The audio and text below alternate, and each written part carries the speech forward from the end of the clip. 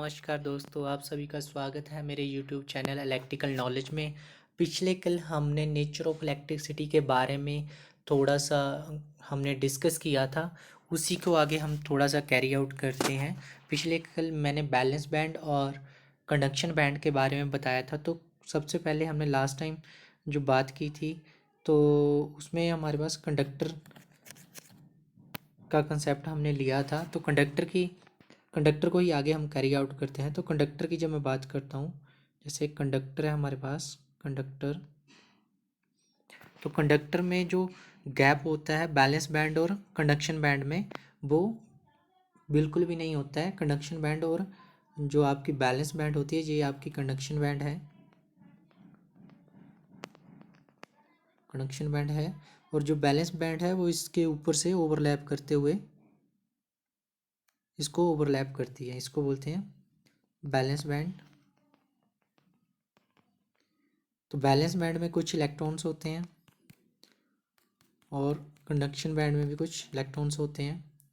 तो ये दोनों एक दूसरे को ओवरलैप कर रहे हैं। तो यहाँ से जो कंडक्शन बैंड के इलेक्ट्रॉन्स है और जो बैलेंस बैंड के इलेक्ट्रॉन्स है, वो ईजिली एक दूसरे के साथ अटैच होते रहेंगे।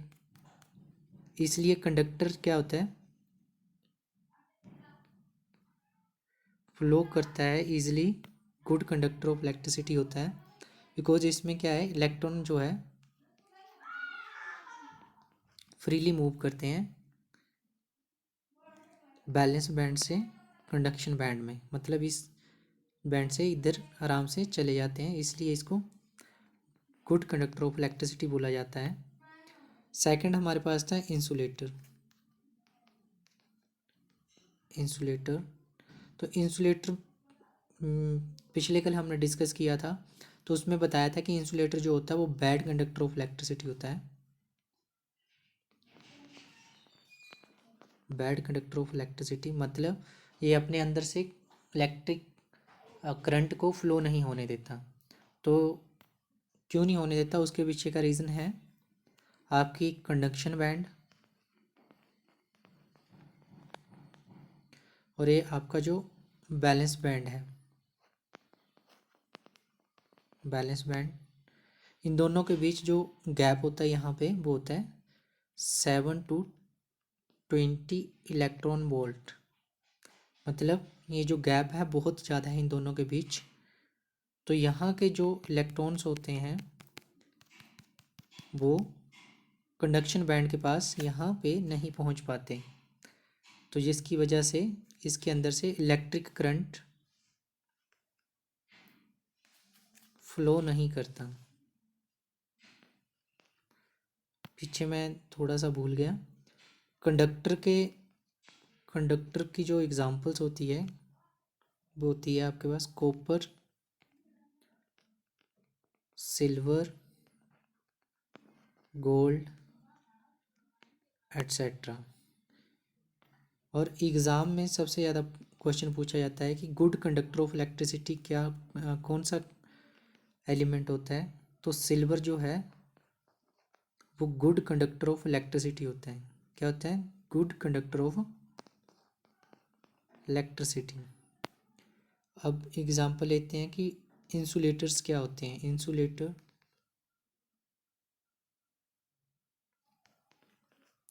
इसमें आता है आपका माइका, पेपर, रबर एट्सेट्रा। ये सारे एग्जांपल है इंसुलेटर, क्योंकि इसके अंदर से बिल्कुल भी करंट फ्लो नहीं करता। एक अच्छा इंसुलेटर उसको माना जाता है जिसके अंदर से करंट फ्लो ना हो। थर्ड नंबर पे हमने डिस्कस किया था सेमी कंडक्टर। सेमी कंडक्टर तो सेमी कंडक्टर की बात करें तो सेमी कंडक्टर बताया था मैंने आपको पिछले कल कि नॉर्मल टेम्परेचर पे एज ए इंसुलेटर बिहेव करता है।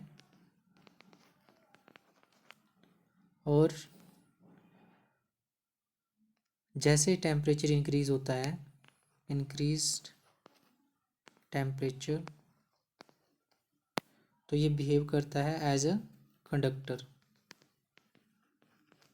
तो इसको बैलेंस बैंड थ्योरी के साथ समझते हैं। ये है आपकी कंडक्शन बैंड और ये है आपकी बैलेंस बैंड। तो इसके बीच का जो गैप होता है कंडक्शन बैंड और बैलेंस बैंड होता है 1 इलेक्ट्रॉन वोल्ट। तो जैसे ही टेम्परेचर इंक्रीज करते हैं तो जो कंडक्शन बैंड और बैलेंस बैंड के इलेक्ट्रॉन्स होते हैं,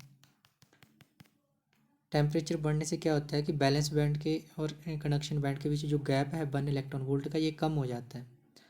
जैसे जैसे टेम्परेचर बढ़ता जाता है ये और नज़दीक आते जाते हैं। जैसे ही ये नज़दीक आएंगे तो कुछ टाइम के बाद ये क्या हो जाएंगे, आपस में ओवरलैप्ड हो जाएंगे, कंडक्टर की तरह बन जाएंगे।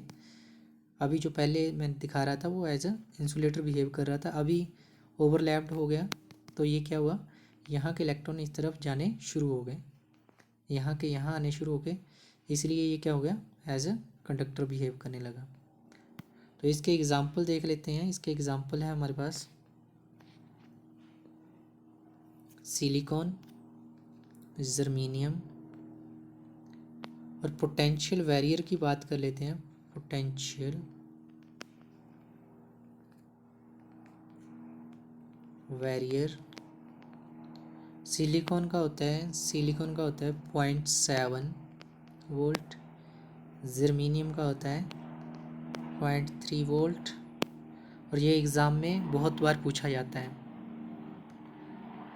ये तो हमने पिछले कल का जो रह गया था उसको डिस्कस किया।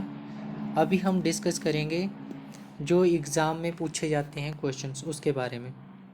तो स्टार्टिंग करते हैं, हमने पिछले कल जो पढ़ा था वहीं से। तो एटम की बात करते हैं। एटम की जो खोज की थी वो की थी जॉन डाल्टन ने।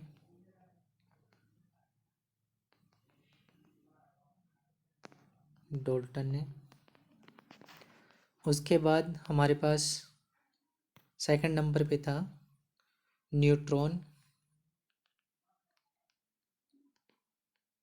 न्यूट्रॉन पे नो चार्ज था और इसकी खोज की थी जेम्स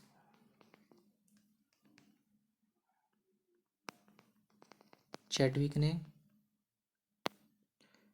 और थर्ड नंबर पे था हमारे पास प्रोटॉन। इसके ऊपर पॉजिटिव चार्ज होता है और इसकी खोज की थी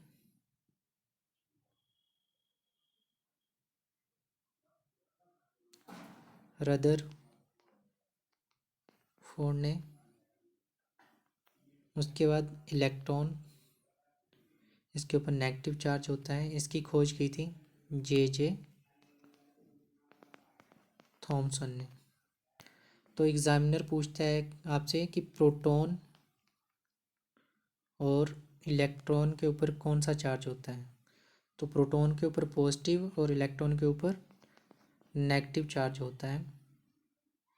अब हम बात कर लेते हैं प्रोटॉन की। तो प्रोटॉन के मास की बात करें तो प्रोटॉन का मास होता है 1.67 इंटू 10⁻⁻23 kg, किलोग्राम। ये भी एग्ज़ाम में क्वेश्चन डायरेक्टली पूछा जाता है। और अब हम बात करते हैं इलेक्ट्रॉन की।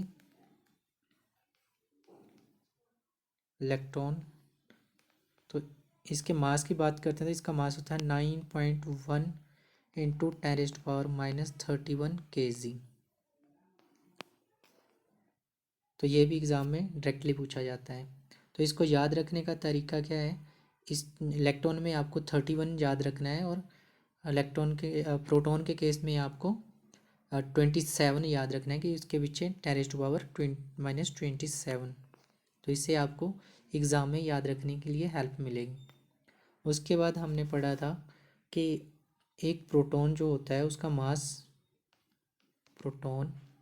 उसका जो मास होता है वो 1837 टाइम्स होता है इलेक्ट्रॉन से।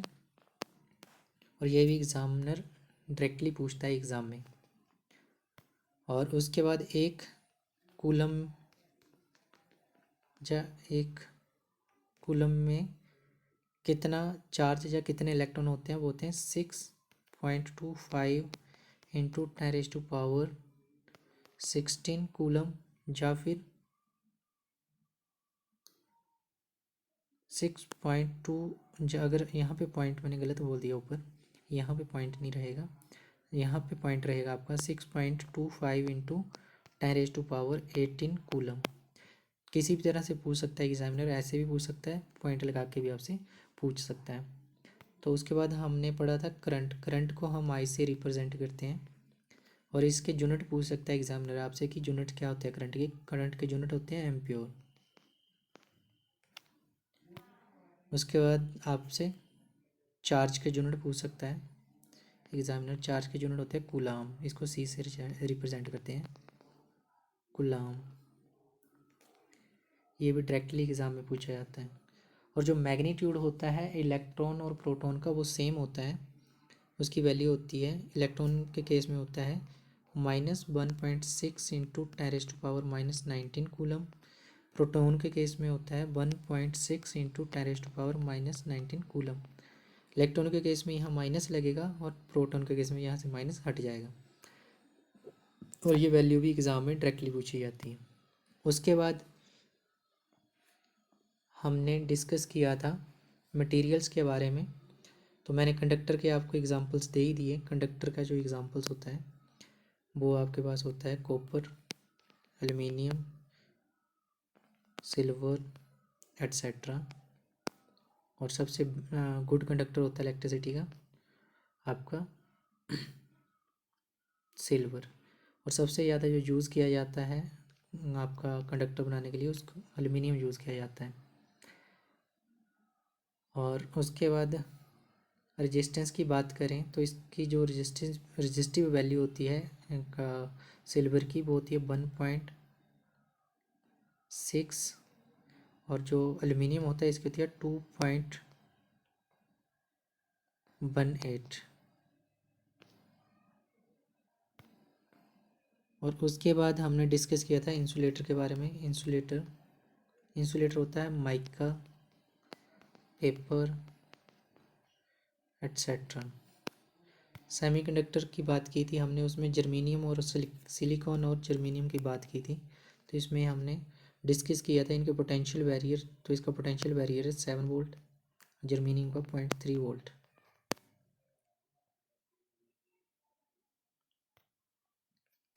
तो यहाँ पे हमने डिस्कस कर लिए डायरेक्टली वो वाले क्वेश्चन जो एग्ज़ाम में डायरेक्टली पूछे जाते हैं। सो इसी तरह से इन्फॉर्मेटिव वीडियोस के लिए हमारे चैनल पे बने रहिए। धन्यवाद। अगर कोई सुजेशन हो तो प्लीज़ हमें कमेंट करके बताएं।